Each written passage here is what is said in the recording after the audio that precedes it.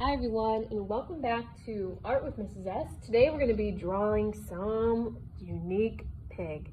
This pig, I'm going to start out using some shapes, and then we're going to use more shapes so it looks like an artwork by Mondrian.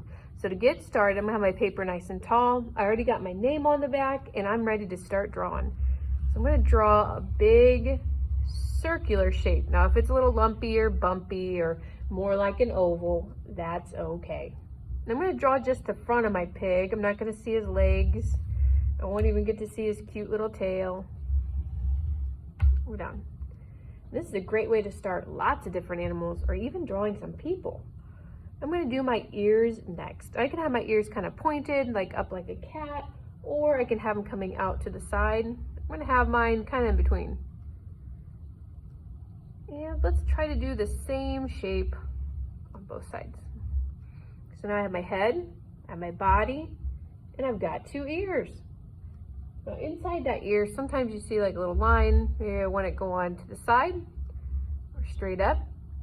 And what makes this look more like a pig and not a cat or a dog or anything like that is going to be his piggy snout. So somewhere on his head, I'm going to draw a big oval, just like that. I'm going to give him some nostrils or her some nostrils. You can have them big or small. Let's add a little mouth, and you can draw your mouth a different way. This could be a cow too. And let's add some eyes. You can draw your eyes however you want. The easiest way would just be a cute little circle.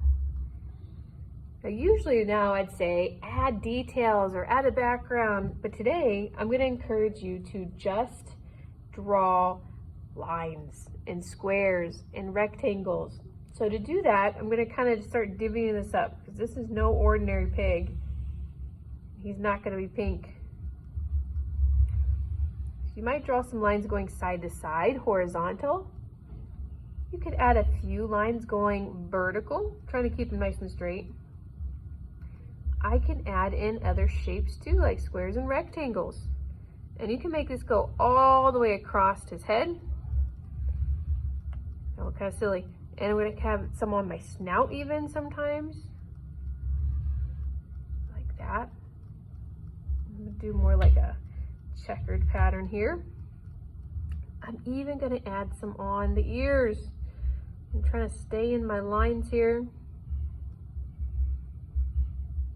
And if your pig looks different than mine, or if your pig looks like a different animal and you want to change it into a different style of animal, that's going to work just fine too. But when you go to do this step, we want lines and we want rectangles and we want squares on our piece of art.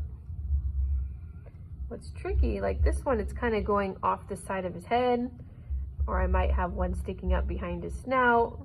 I could have another little one down here by his mouth, maybe even a couple cutie ones and his eyeballs. Look at that. So I think I'm done with my pig. And now this pig, once I'm done drawing, I'm going to outline, and the next step will be to add color.